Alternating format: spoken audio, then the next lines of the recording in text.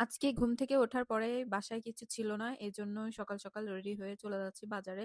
বাজার করতে বাসা থেকে বেরোনোর পরে দেখি বৃষ্টি শুরু হয়ে গেছে। গেট থেকে বেরোনোর সাথে, সাথে বৃষ্টি।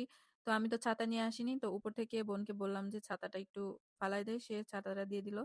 বৃষ্টি এমন, এই বৃষ্টি, এই রোদ। বৃষ্টি হচ্ছে, আবার বৃষ্টি কমছে। তো আমি হাঁটতে, হাঁটতে বাজারে চলে আসলাম। বৃষ্টির সময় কিন্তু হাঁটতে অনেক মজা লাগে। কারণ রাস্তাগুলো কেমন যেন একটা পরিষ্কার, পরিষ্কার লাগে। শহরের বেশিরভাগ মানুষ কিন্তু হেঁটে চলাফেরা করে কারণ শহরে হাঁটতেই বেশি ভালো লাগে কারণ শহরে অনেক জঞ্জাট। বাজারে ঢোকার সাথে, সাথে শসা দেখলাম, তো আমি একটু শসা কিনে নিলাম। দেন তারপরে সরিষা, কালোজিরা, তারপরে পুঁইয়ের শাক এগুলো নিয়ে এসে তো আমার বাজার করা কমপ্লিট হয়ে গেল। দেন তারপরে আমি বাসায় ব্যাক করলাম। বাসায় ব্যাক করে তো আমি কচু অ্যান্ড পুঁইয়ের শাকগুলো সুন্দর করে কেটে ধুয়ে নিলাম। তারপরে দেন একটা চুলায় পাত্র, এর মধ্যে দিয়ে দিব লবণ, হলুদ দিয়ে একটু গরম করতে দিয়ে দিব। গরম করার পরে এর ভিতরে দিয়ে দিব ইলিশ মাছ।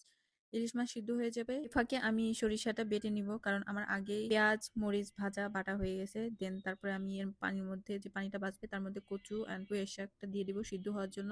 আমি একটু তেল অ্যান্ড কালিজিরা, তারপরে শুকনা মরিচ ৩টা। দেন তারপরে যে মশলাটা আমি বেটে রেখেছিলাম ওইটা একটু ভেজে নিব, যাতে তরকারির মধ্যে দেওয়া যায়।